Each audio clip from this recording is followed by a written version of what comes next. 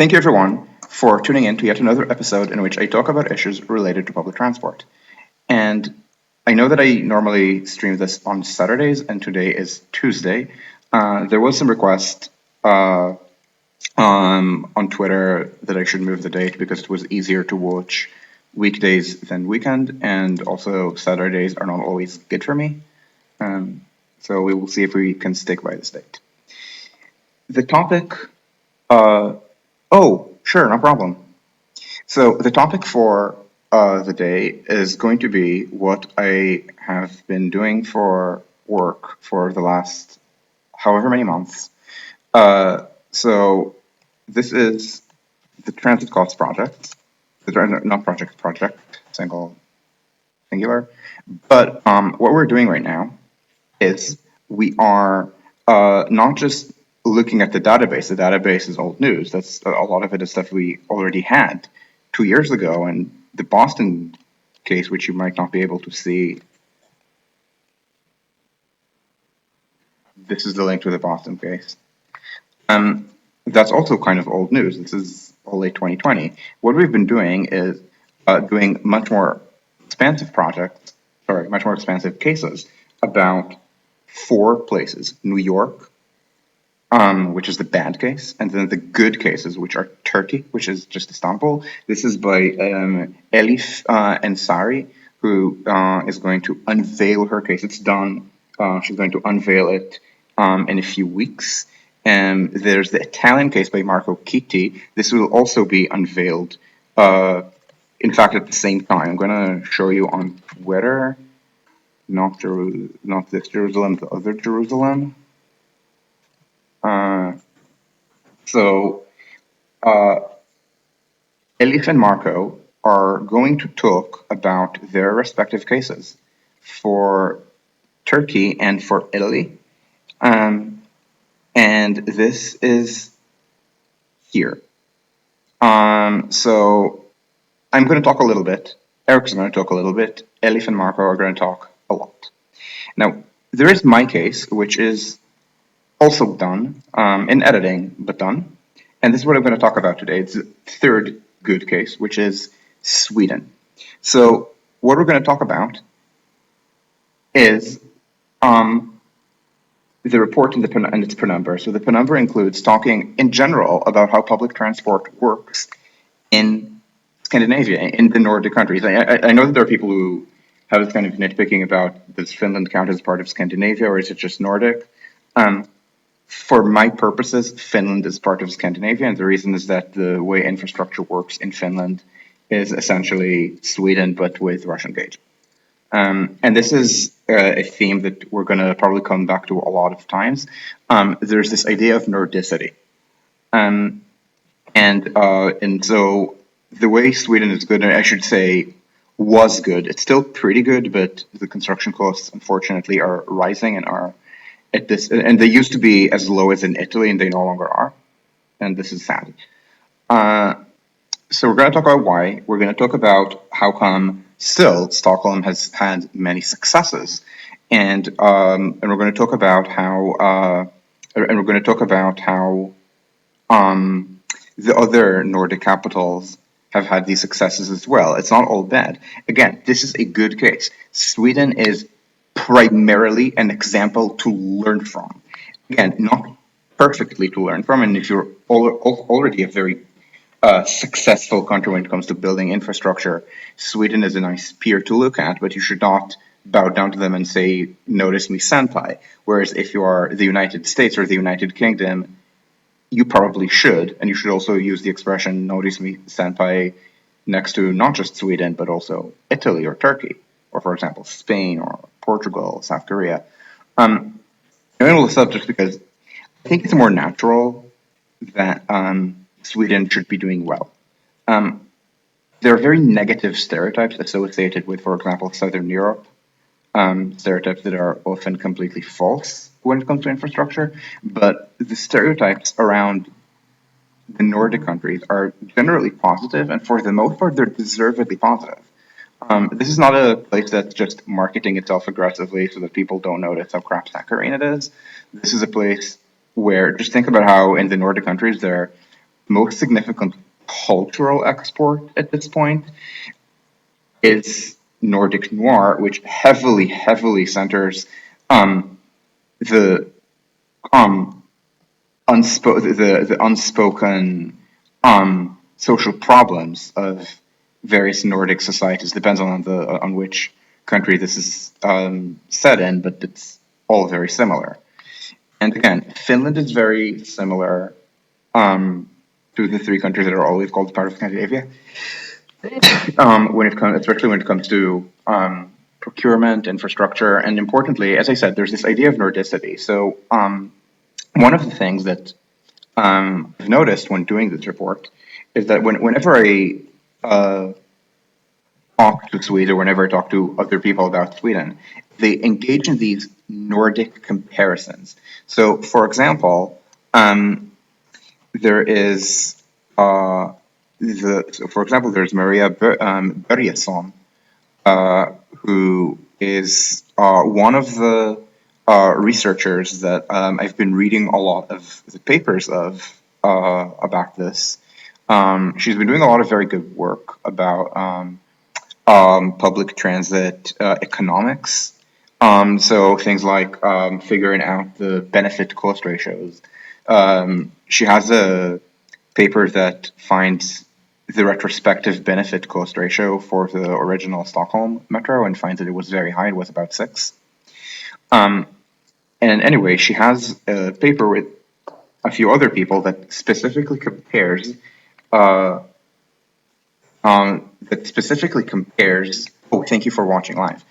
She has this paper that specifically compares the use of benefit cost ratios and the politicization of infrastructure in Sweden with Norway. What the paper finds is that in Sweden, the benefit cost ratio is a paramount role of decision when they look at road projects. But in Norway, it is not. The decisions about which road projects to fund and which not to do not depend on benefit cost ratios, but it is not politicized.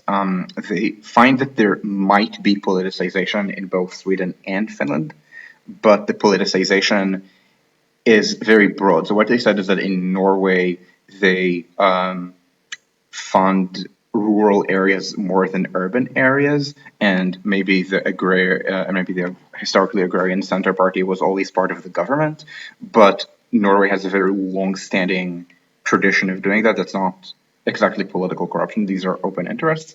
And likewise, in Sweden, it's the opposite. In Sweden, they prefer funding infrastructure in growing cities, and maybe a lot of swing voters live in these growing cities, or these are, let's say, the sort of urban middle class people who bounce between the center right, the center, and maybe the Social Democrats.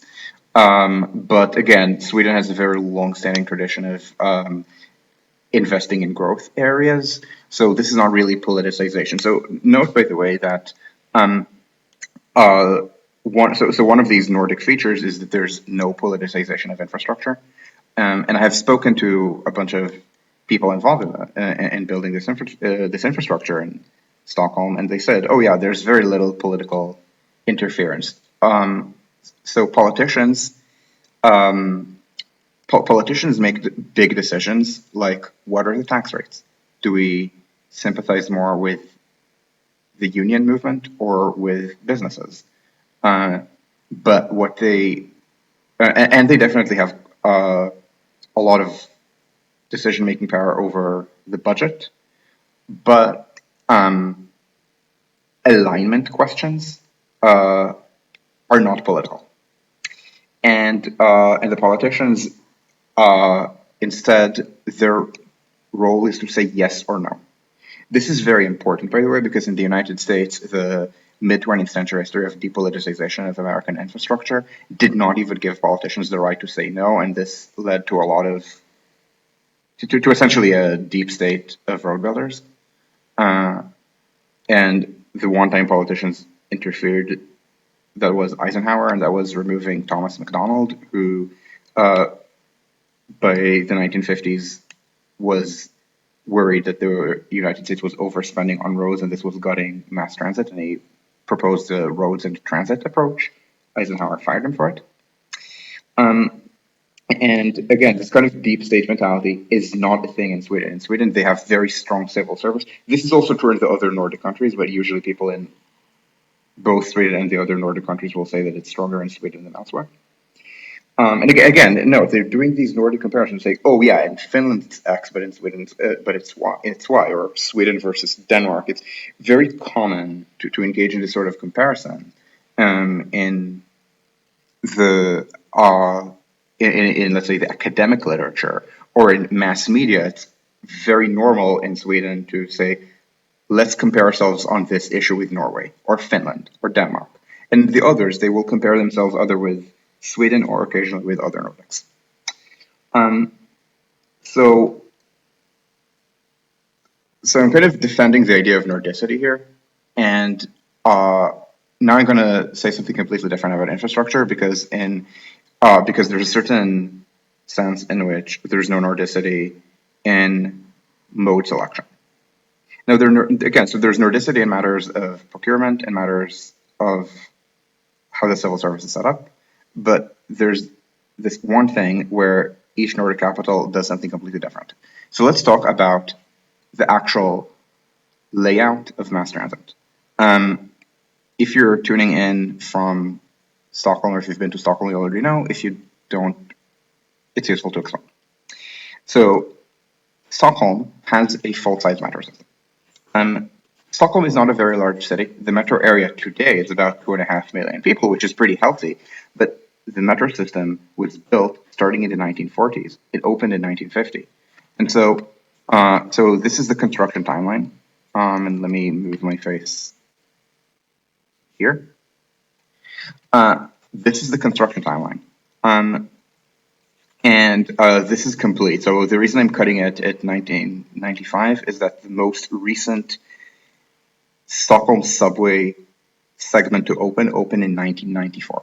They're currently expanding the subway, and this is called it's called T-bana or tunnelbana, tunnel train, I guess, in Swedish.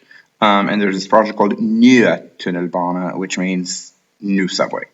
And it's going to be the first expansion in 30 years. So no, I do not want to buy followers.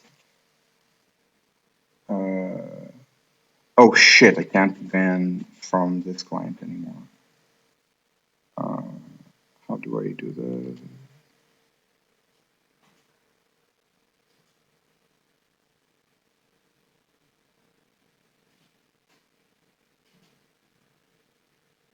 Okay. Do not spam. So,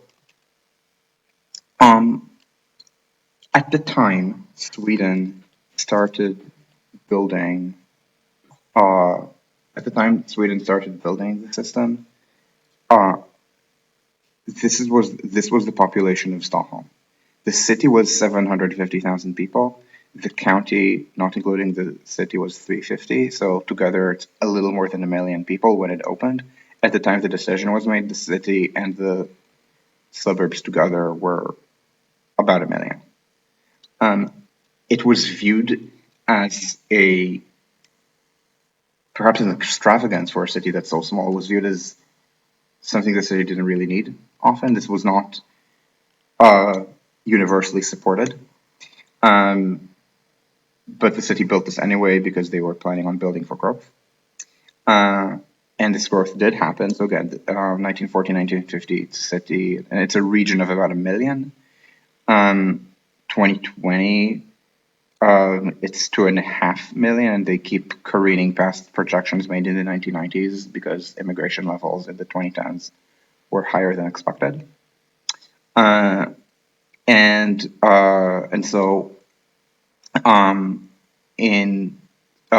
so eventually ridership filled these full-size metro trains that they built. And so here's what I mean by full-size metro trains. The T-bana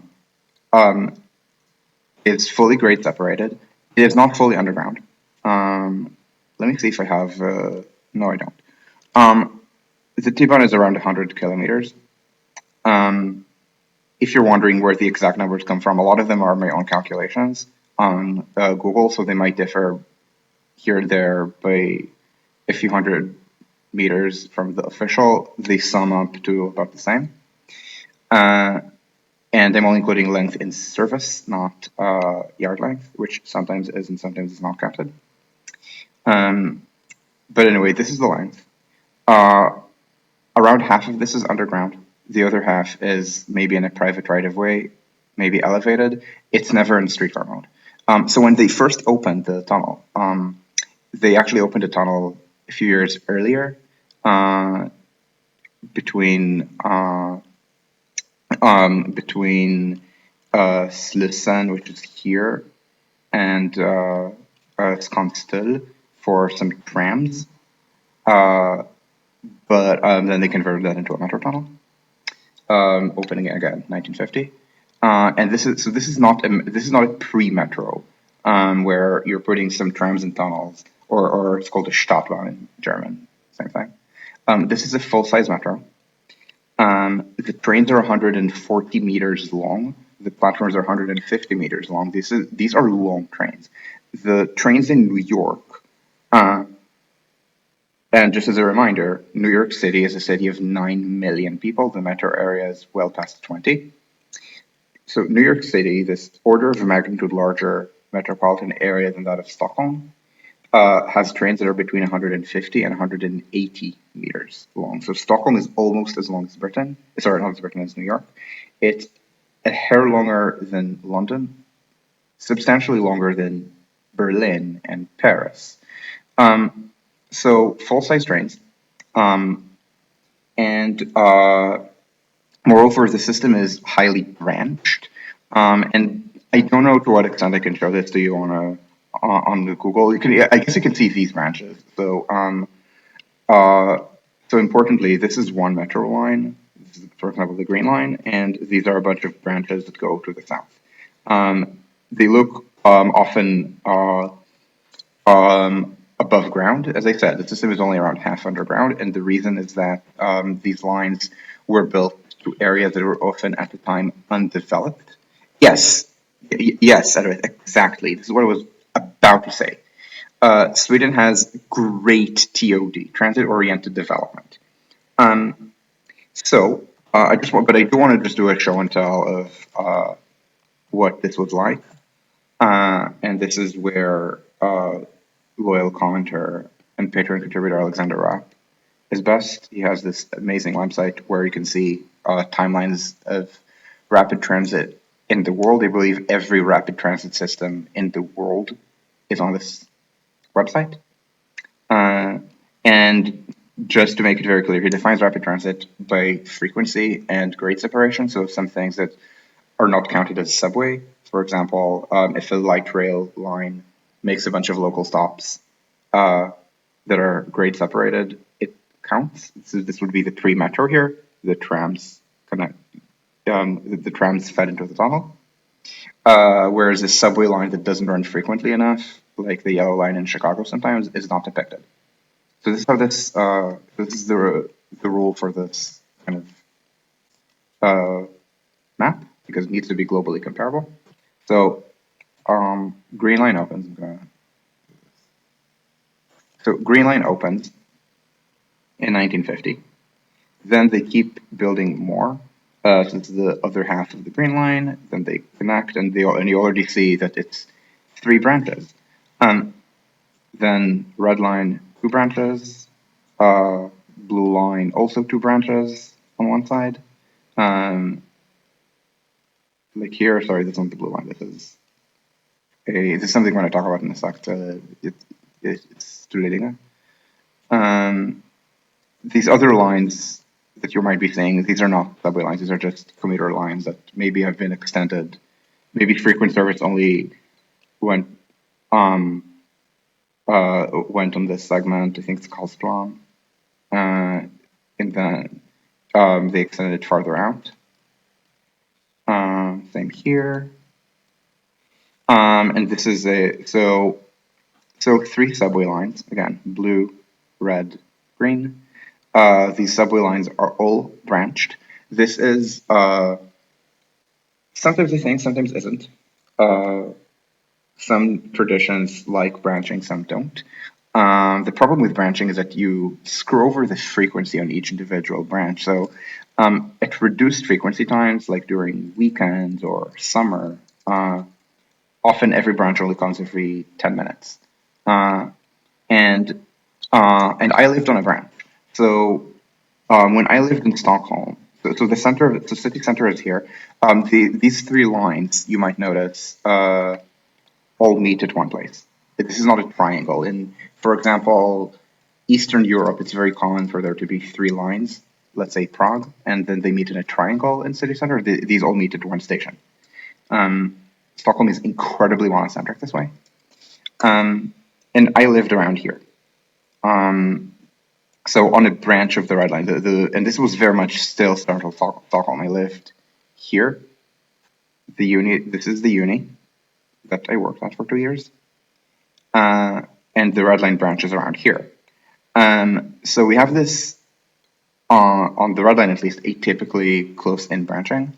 Normally trains would come every 5 minutes, but I don't want to say just at rush hour, but let's say summer off peak when half of Sweden is on vacation and the uni is operating, it would be every time. So that's definitely a drawback. But again, normally it's better than every 10 minutes. It's every 7 maybe on the Green Line on the individual branches. So so they built it this way, and it's complemented by things that are sometimes called light rail when they translate it into English. They're called lokalbanor, local trains in Sweden, in Swedish. And what they do is essentially it's a force transfer. So let's try to trace this line. This is the Rosten branch of the Red Line. So you can see the break here more clearly. So the way it works is that here we have so here we have the end of the Red Line of Rosten, and then beyond that there is this line, which is a historic tramway, which was maintained. This does not run full-size trains. There are not enough people in Nidinga for such service to be justified. And then they force you to transfer here, which is Rupston. Likewise, the purple line here, this is the busiest of these. It's called Roslagsbanan, train to Roslag, to Roslag, the suburban region northeast of Stockholm, very wealthy. There was a lot of NIMBYism here when there were plans to just extend the Red Line to take over. They wanted to be more exclusive. And so they kept the commuter rail as it is, and eventually they started getting frequent off-peak service. This depicts two branches. There are three. And the forced transfer is the station's called Stockholm East, which is basically just where the university is, the KTH, and the other universities around here in Sarsbo. So again, so forced transfer to the Red Line. This is also a forced transfer. This is to Naka, and maybe you don't see the transfer because they recently I think cut it. I think it's related to construction for the new system. It used to go all the way to Slissen, so almost city center, second busiest stop in the system. This Central is the busiest. Lots of jobs here, but for the rest of city center, you take the subway. And if you're wondering what this is a very sad, but actually kind of useful, despite being very sad, circumferential light rail system called Tvärbanan. Finally, the magenta is commuter rail. Stockholm eventually increased frequency. It eventually increased frequency on commuter trains, and it even built a project called Citybanan, City Railway, which you can see a little bit on this map because they moved a little bit. So this is how this used to look. You see that the magenta line is moving. This is the new tunnel. with a new stop here at Udenplan. Stop here, called Stockholm City, but it's basically Centralen, and then Udenplan. This is not T-Bana, this is commuter rail. I did interview people who had worked on it and are currently working on Nya Tunnelbanan. And something that I kept reading and I kept hearing from them is how there was continuity, even though this is commuter rail. Commuter rail is actually run by the Swedish state. So the national agency for this, it's called the Traffic Administration, or in Swedish, Trafikverket. This was the lead agency. So this was the project. So even when the funding is multi-source, so state funding and county and local funding, there's still a lead agency. And here the lead agency was Trafikverket. But then, so this project opened just after I left Stockholm. I never actually got to write it. I left in 2016. This opened just after. But these same people then either are working still for Trafikverket on a commuter rail tunnel in Gothenburg, or they went to work for Stockholm County for SLL and work there on Nya Tunnelbanan using their planning expertise from this project to build Nya Tunnelbanan, which, by the way, this looks like blue. This is blue. This is blue. This is not this connection. The blue is going to go like here to Naka, then take over this branch of the green. That's the big part. Then this branch is going to go here to Barkarby, which for World War III readers is where I place Becca. And then they're going to do a branch of the Green Line, which are going to pretend is a separate line because at one point that was the plan. It's going to go from here, from Udenplan up here into Starline Arenastaden. Now, Edward, you were talking about TOD, and yes, Sweden has very good TOD within Stockholm. And I emphasize within Stockholm because a lot of these million program type projects end up being pretty auto-oriented elsewhere. But within Stockholm and the Stockholm region, they built the public housing project starting early in the 50s, but then accelerating into the Million program of the 1960s and 70s, when in 10 years they built 1 million housing units in a country of 8 million. Oh, hey, Nu! I'm talking about the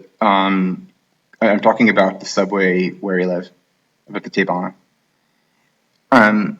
So they were building all these housing projects, the Million program projects, not just on top of the subway as they were building it, but also in a way that's deliberately oriented around the subway. It was called, so they were trying to do something called ABC, A for Arbet, so work, B for Bostad, housing, C for Centrum, where they were, or Center, I guess, where the idea was that they would, where the idea was that they would, why is it not where the idea was that these would be live workplaces, but they ended up all being bedroom communities. And what they did, so Vällingby is the best example of this. It's early. This is from the 50s, so it's before the Million program. So they were building the Green Line. So this is the Green Line. You may recall from the map that this was built early, right from the start, and then this was. And then these two lines were connected into one Green Line. Vällingby is here. So what they did in Vällingby is, yeah, they built these projects on top of the under construction and then recently opened metro. But more than that, they made sure to build town centers that are at the stations. So it's not just high density that's near or high-ish density. No, these are not like Moscow density or New York housing project density. You might notice from the satellite here there's a lot of gaps between the buildings. They're not high-rise. Um, and But anyway, the town centers were built on top of the subway so that people would have a reason to use the station more. And this generalized to the other projects. And essentially, this happened throughout the region. A lot of the time, when you're seeing lines here that are not underground, it's because they were built through relatively undeveloped areas, and then they were developed in conjunction with the metro. And this, and again, they were trying to build these as little villages. They were, I think, analogous as a string of pearls, where you have a pearl around each station. Um, but again, these mostly ended up bedroom communities for a rather monocentric city, uh, which is often viewed as very immoral in planning literature, but it isn't. It's actually pretty good for scale, and it also makes it easy to serve people by public transit. When you have too much polycentricity, you end up getting very auto-oriented regions. For example, the Rhine-Ruhr in Germany here, it's very polycentric. It's also I think it has the lowest per capita rail ridership of any major German metropolitan area. Or in Poland, their equivalent of the Ruhr is Upper Silesia or in Katowice, and it's the same thing. They have these everywhere to everywhere tramways, but for the most part, people just drive. And then in the same countries, you have, let's say, Berlin or Warsaw, which are just much more transit oriented. And so anyway, Stockholm is very monocentric this way. Uh, and you can even see a little bit of the string of pearls here. There's Bagarmossen here, and then separate from Skopnak. Uh, and again, high density. The density is higher near the station than away from the station.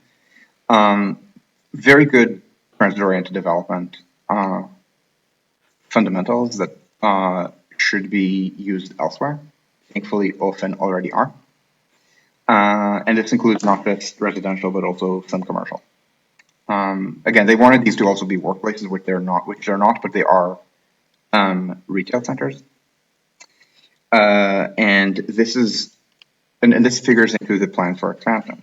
So again, if you look at the map and only concentrate on the lines colored red, green, and the correct shade of blue, so not not the trains to Naka, then you might notice that there's not been a change since this little thing opened in 1990. Here's my head. Oh, you see it. Since this thing opened in 1995. Other things have changed. This is not. And this is the timeline again. 1994 is the most recent. Because growth fell. Sweden had amazing growth in the third quarter of the 20th century, and in the last quarter it didn't. And in 1990 there was a financial crisis that it took a long time to recover from. And so they still had plans for growth from the 2000s. Essentially, as growth picked up, they realized that they would need more capacity. So they tried to figure out how to build it, and this turned into two projects. The first was Citybanan, the commuter line that you can see the small change here in the alignment. This is a legacy alignment shared with intercity trains. They essentially built two completely new dedicated tracks to commuter rail so that they can put the longer distance trains on the existing tracks and add service. And this was all based on a growth plan, figuring out how much growth they would have in the 2010s, 20s, and 30s. And remember, this was done in the 2000s. Immigration levels at the time were pretty high, but immigration levels in the 2010s were higher than expected. So population, for example, has already reached the 2030 projection. And bear in mind, the decision to build these was before that. The decision to build was for the future. It's just that the future came faster. And the other project built essentially on the same plan was Tunnelbanan. And Tunnelbanan, again, so it's blue line here,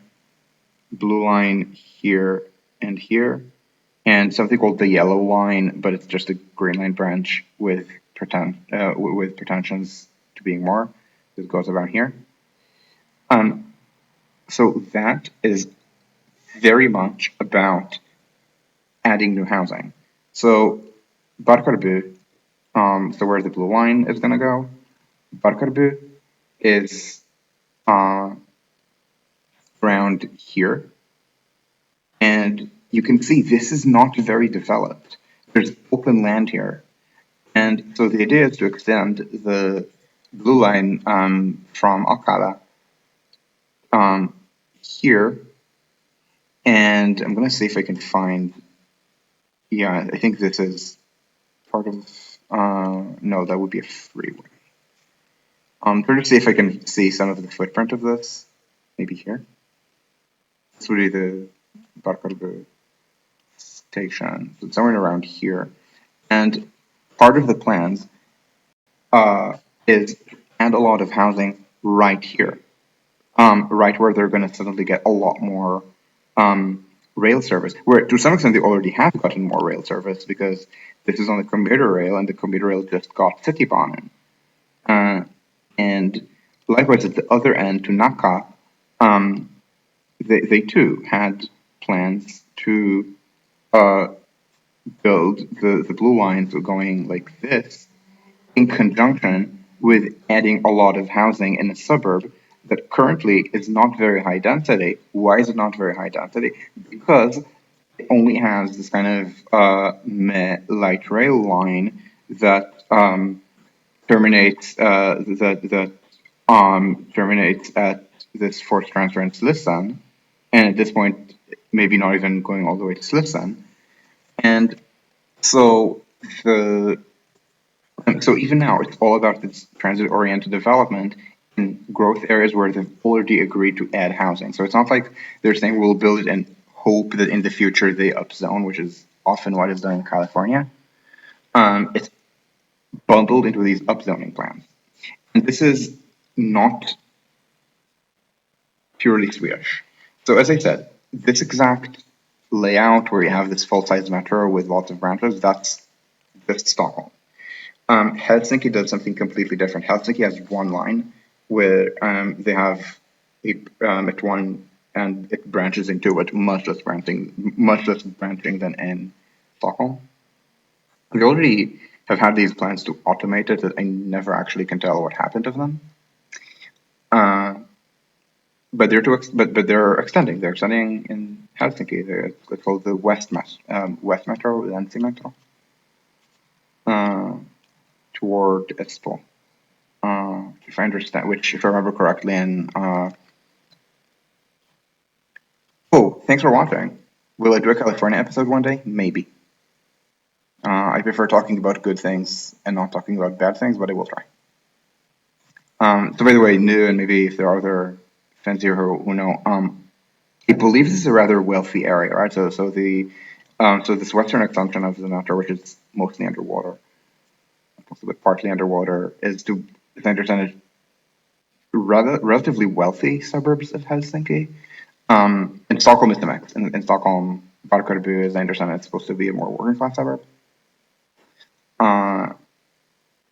And then in Oslo, the way this works, actually it could. And now I'll see that I don't remember the correct three-letter acronym for Oslo. Oh, I do.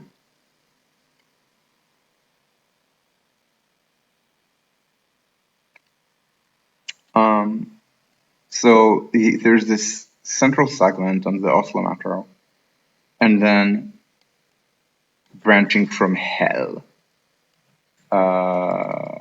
So it accreted. So you can see it accreted from trams.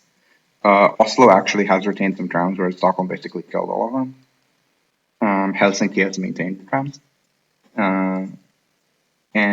so it's this weird ass line which has a circle where one of the branches goes around the circle twice and then goes to another branch, and then you have the commuter rail tunnel.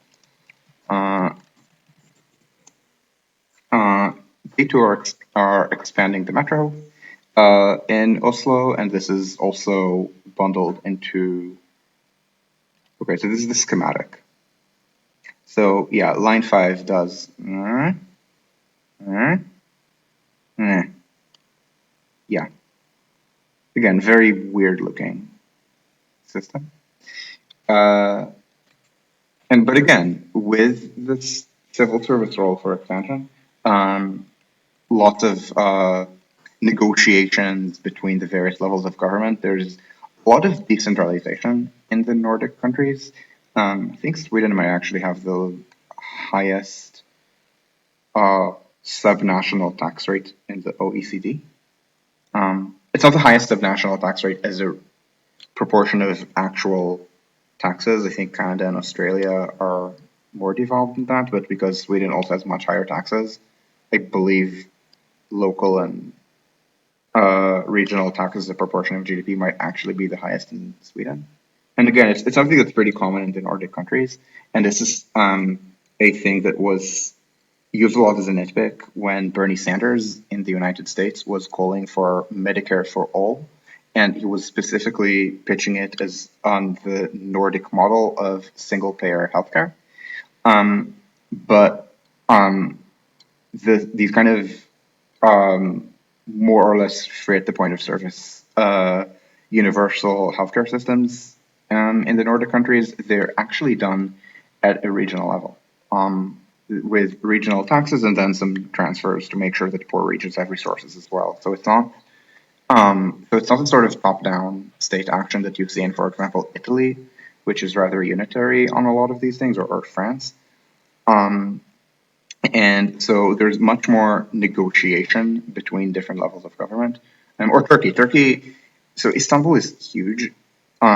So it has a lot of power just because it's huge, but there's no negotiation between the municipality and the Turkish state. There are state projects in Turkey, state projects in Istanbul as well, and then city projects. And there was like this even when both the city and the state were owned by AKP, and now the city is not run by AKP anymore, and they snipe at each other. But still, here again, it's different. There's much more negotiation, and one of the negotiations was a rule saying that the trains here to Fornebu, that's the next extension that they're building in the Oslo metro, is that Fornebu really wants the metro in order to be able to access city center jobs. But from the perspective of the rest of the country, these are rich NIMBYs. So they required them to agree to add a lot more housing, which they would not have done otherwise, to permit this for state funding for this extension. So again, it's negotiation. It's not just we're all doing combined. There are points of contention. The Nordic consensus system is not designed around pretending there are no disagreements. It's just about resolving them, and this was the resolution. So again, DOD here. And finally, Copenhagen. I'm going to pronounce the system in a very different way. Marco, yes, healthcare would have to happen in the United States at the state level, but my understanding of the Sanders proposal was much more federalized than it is nationalized in the Nordic countries. But there are very different issues in the United States with how it works at the state level. Lots of weird scale issues with insurance that you cannot use across state lines, whereas in Sweden, I lived in Stockholm. If I needed healthcare in Växjö, I would not be told, wait, your insurance is Stockholm County, so you can't get treated, so you have to pay to get treated in Växjö, or it's out of network. American healthcare is mostly the sort of stuff that we in Europe either don't know about or we do know about, and then we point at laugh and say, at least we're not that bad. But the point is that the United States is federal and the Nordic countries are not, and yet they have a lot of this kind of fiscal devolution, much more so than, for example, Germany. Germany has very little tax devolution. But anyway, in the last one, Copenhagen, which you've already heard me pronounce it 3 different ways, right? So anyway, in Copenhagen, what they do is that they built a metro much later. And the reason they did is that they built modern commuter rail much earlier. It's something called the S-tog. It's the system in Copenhagen, which I know I accessed, so CPA.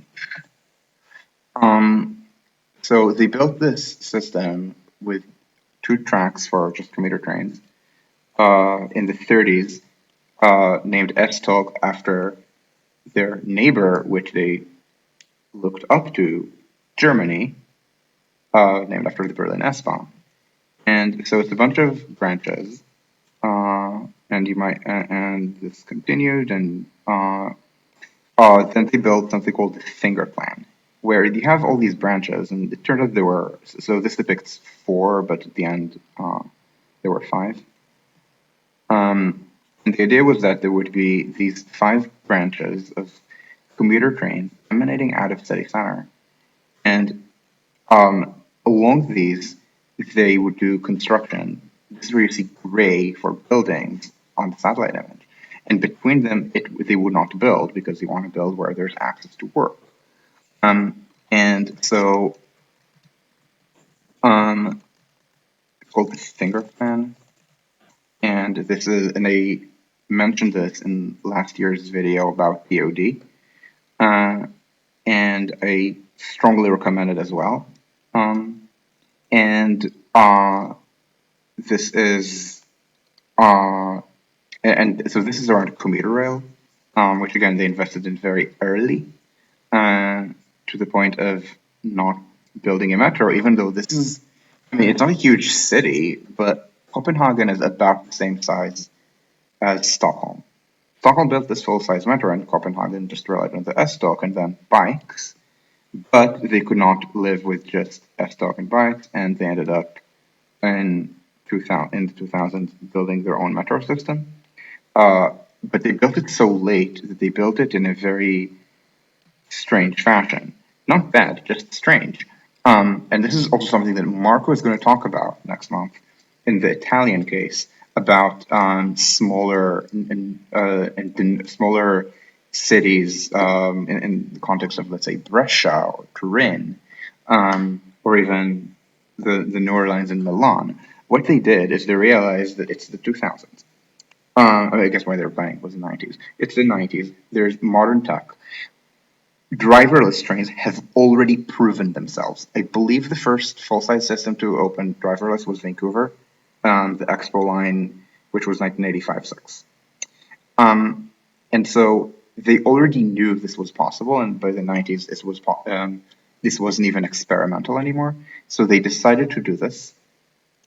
And the trick is that when you build the trains driverless, you can run them extremely frequently because there's no driver. You're not paying a driver for running the train every 90 seconds or every 2 minutes. So you can build the trains smaller, and this lets you shrink the station footprint. Now remember, this is not what Stockholm did. Stockholm built full-size trains, 140 meters for the trains, 150 for the platforms, whereas I believe in Schopenhauer, it's 40 or 50 meters. I don't remember right now, but I'm going to check on camera. Not Cope Cage. Cope Cage is not the Copenhagen metro.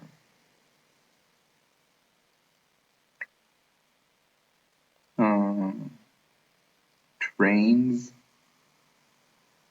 The trains are 39 meters long. So these are small trains, and this works because of driverless ops. And they are a little bit future-proof for, they can go up to 60.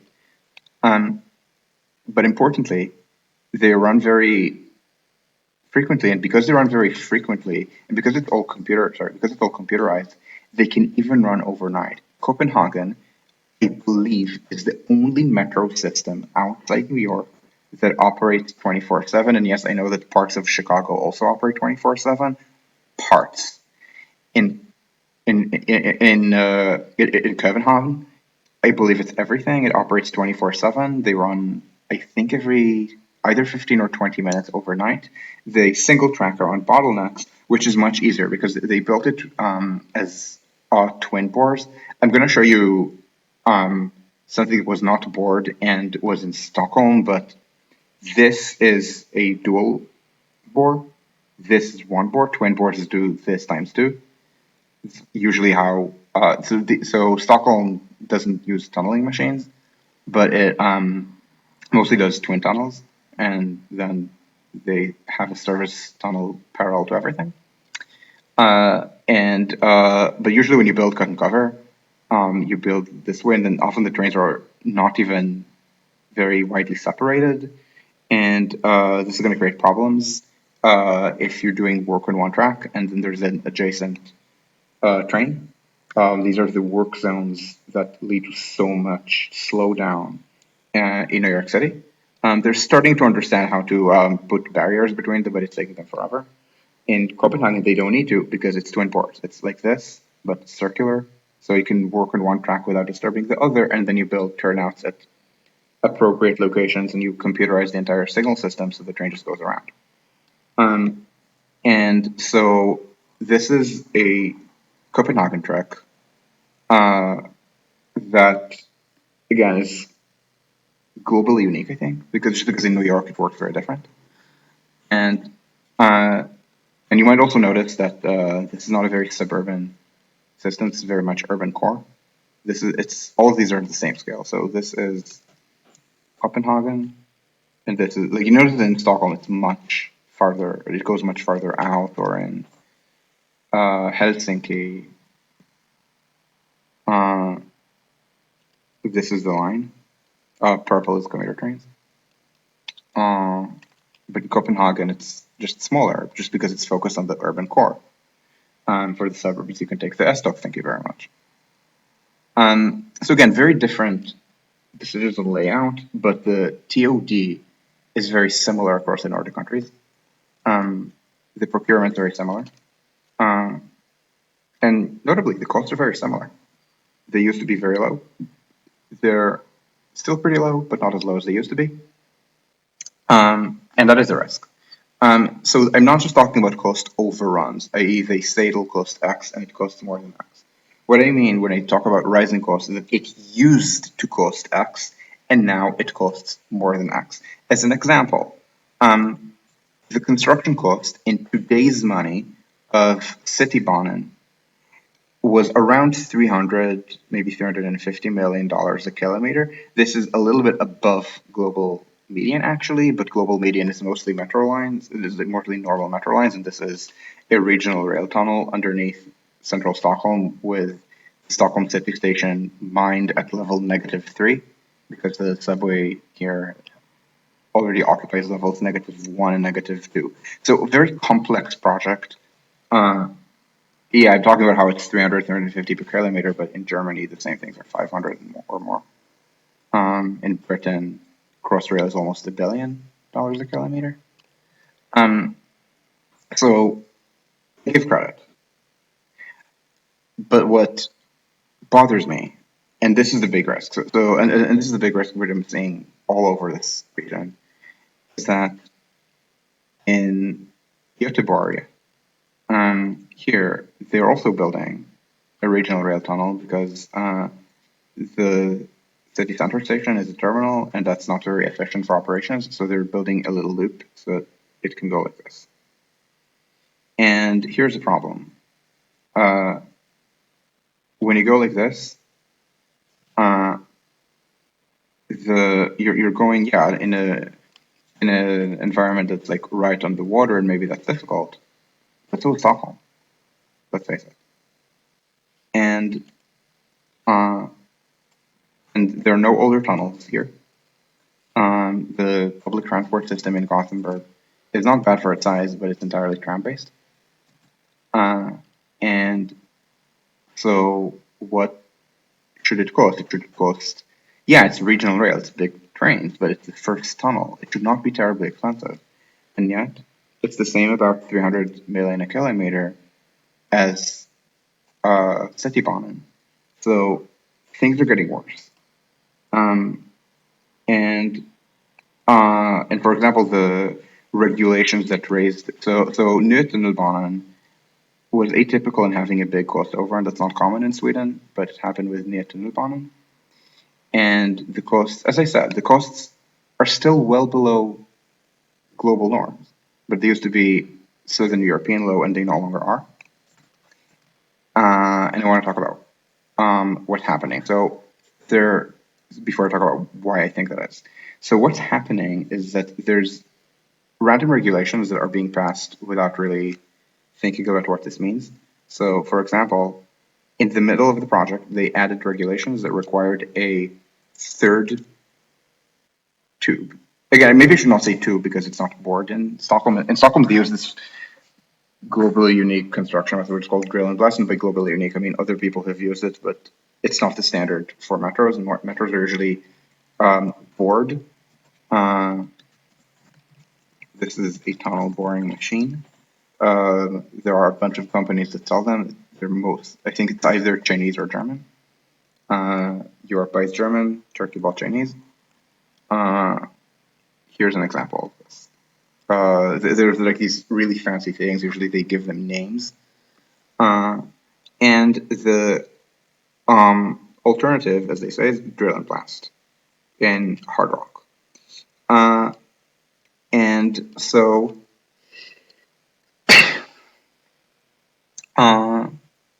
And so I don't want to compare too much about the exact construction techniques because Stockholm, it's just that Stockholm has this really hard rock. It's called gneiss that favors drill and blast. Essentially it makes drill and blast less labor intensive, and then you don't need to deal with issues like maintaining the TBM when it inevitably breaks down. TBMs work, I think, maybe 1/3 of the time. The TBM spends more time not boring than boring, and you still have to pay all the miners. But again, that's a soil-based issue, really. So I do want to talk about how. But anyway, the point is that instead of doing let's either twin bores or one bigger two-track bore in Stockholm, they're doing triplet bore because they are required to have an access tunnel, a surface tunnel, parallel to everything. And this is a new regulation. The old tunnels don't have that, and they're still deemed safe. But for the safety regulation, they required a third tunnel, and that led to 50% more tunneling. Again, let me see if I can find the thing that I literally just.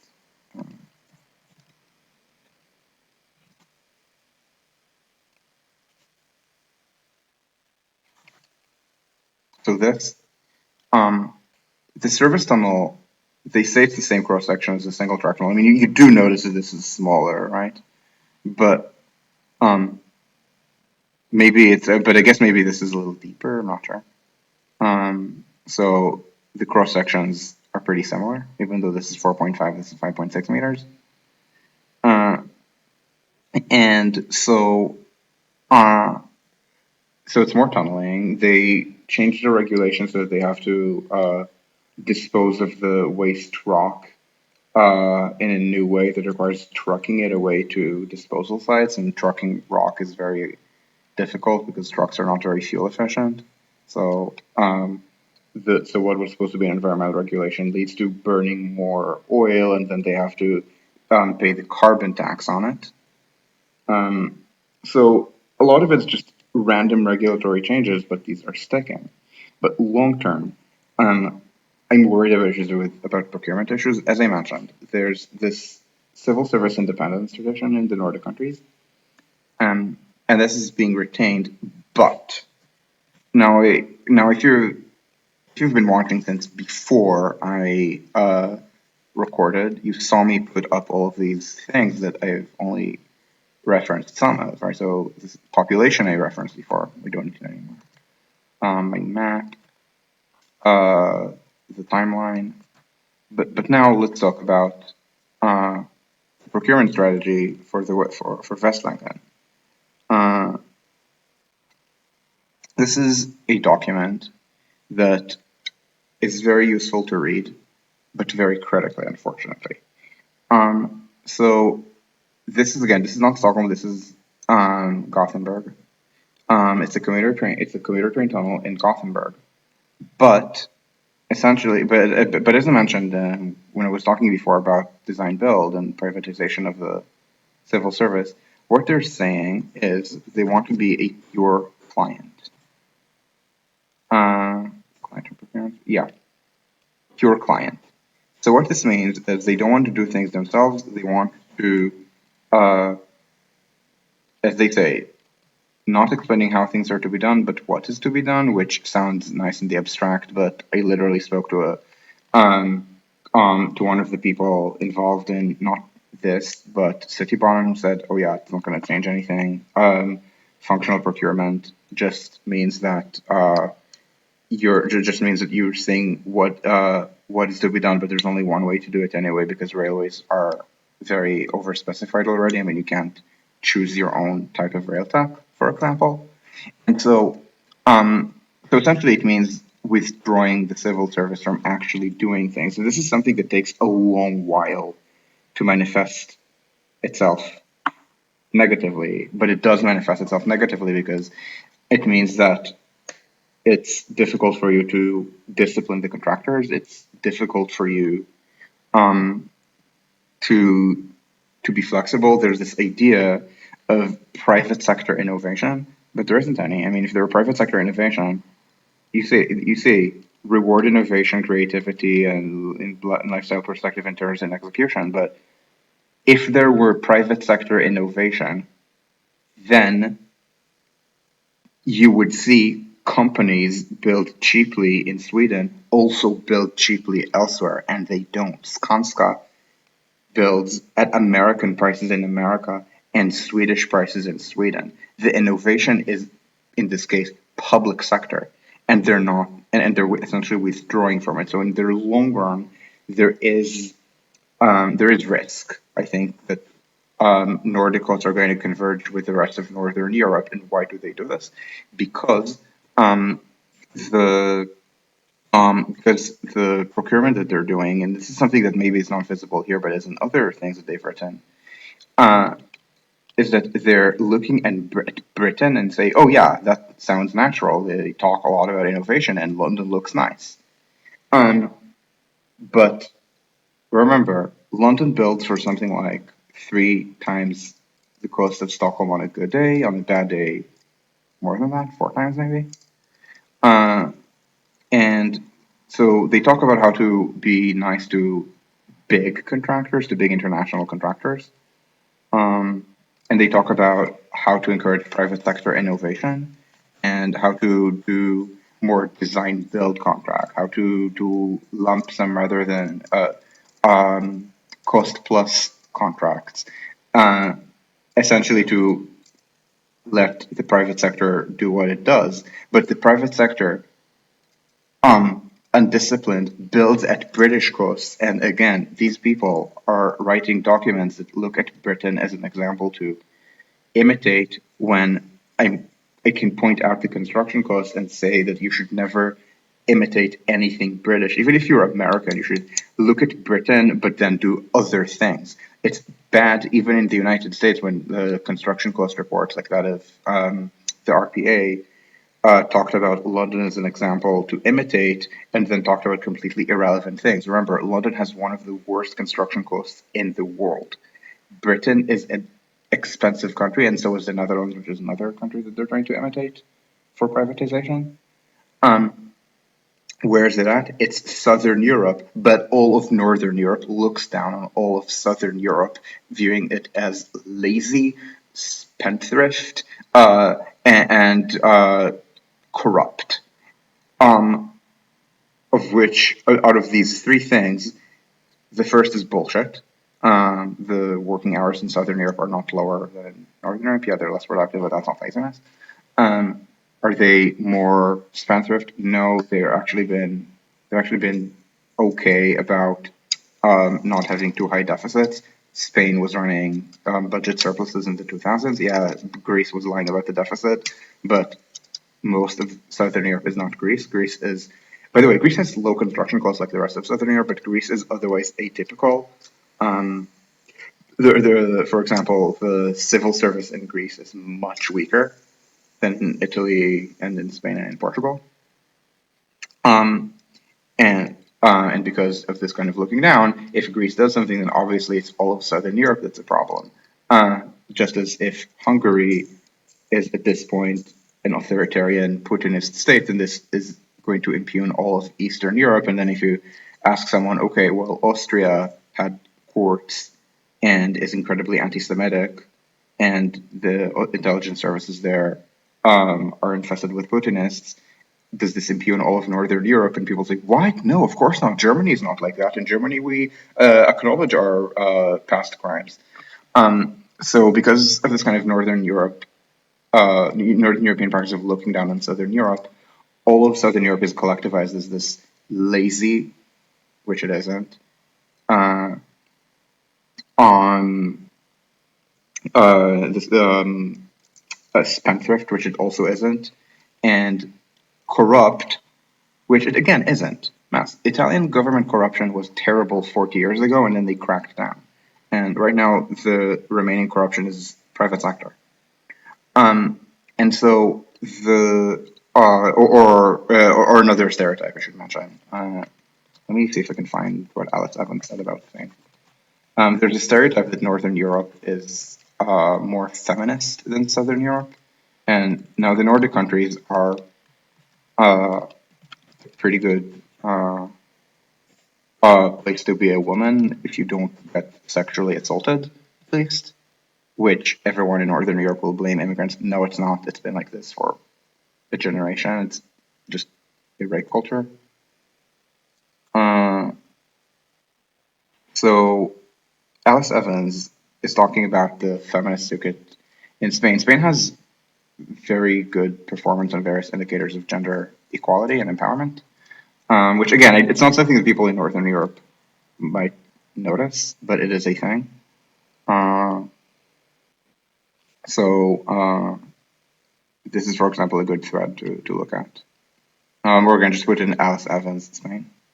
And again, it's Spain. Italy is not nearly as good. Uh, so anyway, there's no learning. So I look at all of these papers, and most of these I've not linked to a. They're in the bibliography for the report that we're going to release. Um, Nobody in Sweden thinks of Italy, let alone Turkey, as a peer uh, when it comes to low construction costs. They do think of maybe Germany, but definitely Britain and the Netherlands, just easy, everyone speaks English, uh, as peers, and unfortunately they are not peers. They're examples to avoid. So even though in general Nordic construction has been pretty good, there's long-term threat. And I want to emphasize again, the construction cost overruns on new Tunnelbanan were pretty bad, albeit from again very low levels. But they were not because of this. They were not because of design build. They were not because of any of the usual Britishisms that are being exported everywhere that thinks of Britain as a well-governed country. Uh, but there is long-term threat. There is long-term threat that this gutting of the civil service and this privatization will lead to something worse in the future, in 10, 20, 30 years. Um, and this, as far as I can tell, is a pan-Nordic trend. The Nordic countries kind of compete for who can privatize themselves more. Um, and this is not even an ideological right-wing thing. This is viewed as just the normal way of doing things. Social Democrats' job is to uh, raise taxes and do maybe carbon taxation, have anti-austerity budgets. Stefan Löfven tried and failed to uh, make the Riksbank change its mandate from price stability to both price stability and full employment to uh, to stave off austerity. So this is the role of the Social Democrats in a political system. It's like, I mean, again, as I said, politicians look at big things, not small things, and the small things are let's compete for who can privatize more. They don't think of it as an ideological thing. To them, it isn't. They just think of it as Britain is a big country that we see that when we visit, it looks well run. Um, And this is, I think, the main problem. Um, so this is what's going on in Sweden. That's the good, and unfortunately also the bad. And I'm going to end this here and take questions from people. I looked at this before. These are just some maps of what's going on in various places, some lists of projects. I didn't put a full map of Net and Alban. I mean, if you want, this is the map. It's just that these are all schematic. And I feel really weird about schematics for Crayon because you want to know where it goes, if that makes sense.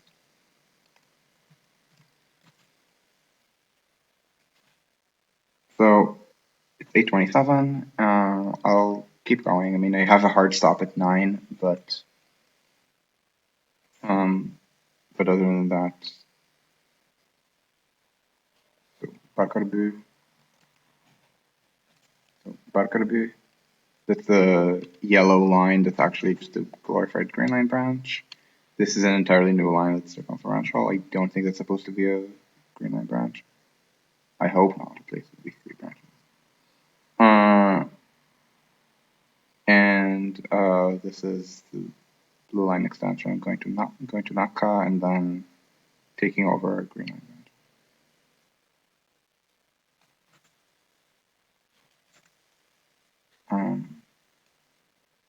Let's see if we can find what they are doing in Sofia. Yeah, so that's the pick I grabbed for it. And then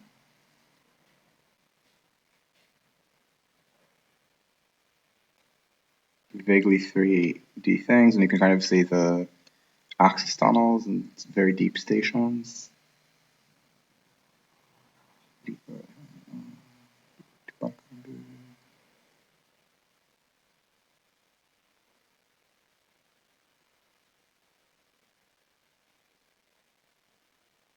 And Sophia, yeah.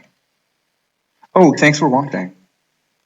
And I hope this time it's going to be better for people. Anyway, this is Sophia. No,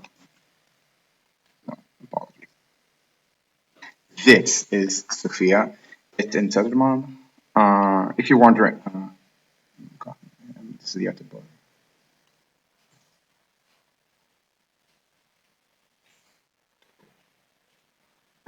So this is Södermalm. Historic center is called Gamla Stan, the Old City. This is the first ghetto.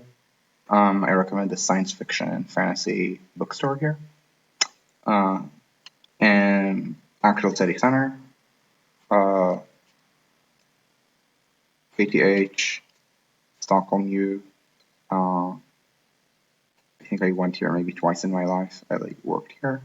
I lived here. This is an area called, this is like, they call this Norrmalm and this Östermalm, but there's no really sharp boundary between Norrmalm, Östermalm, and Vasastan. This is just central Stockholm. So here it's kind of a distinguished area. This is the other distinguished area, Södermalm, because it's opposite side of Gamla Stan.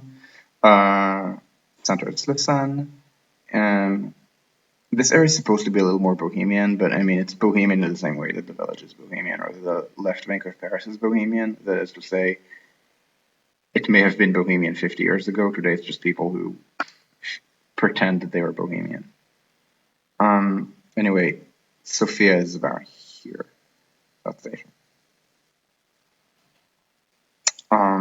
So pretty wealthy area. I mean, in general, Stockholm has I want to say a Parisian gradient, so rich in the middle, poor outside, but it might even be, yeah, actually Paris is a good comparison. It's mostly rich in the middle or outside, but much more so than Paris. This is pretty uniformly rich. And the only way you're in here without being rich is if you're on rent control, which again, a lot of people are, but it's pretty wealthy. There is some directionality. So Roslak, that's here, very wealthy, less wealthy. less wealthy, mostly. Södertälje is very famous for being either industrial working class, and where they put in immigrants when there's no housing close to actual city center. And so Paris maybe is likewise or whatever. So that's Sofia Station. I'll just bring this context up. It's 100 meters deep. It might be the deepest in the world. It's elevator access only. They figured out how to have emergency egress with access tunnels that are going to go up to various portals in an emergency that are being used for construction and are going to be used in an emergency. So again, they're doing pretty impressive engineering things. It's just that they are building them at higher costs because of these new regulatory changes, and then in the long run, I think they're starting to lose some state capacity in the process. I'm gonna ask once again if there are questions, and if not, we can end this after what should be like an hour 20. It's an hour 15 here, but like 1 or 2 more minutes. These numbers always fib a little, and I do not know why.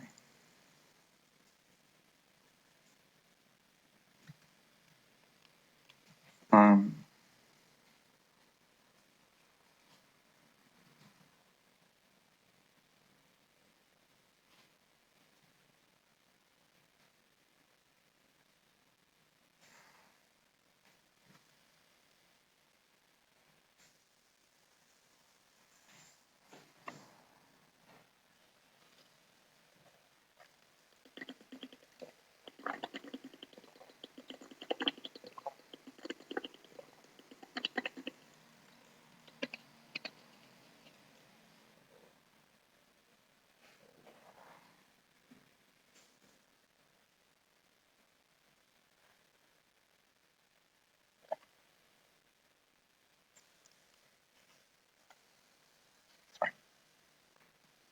if there are no questions, then thank you all for watching.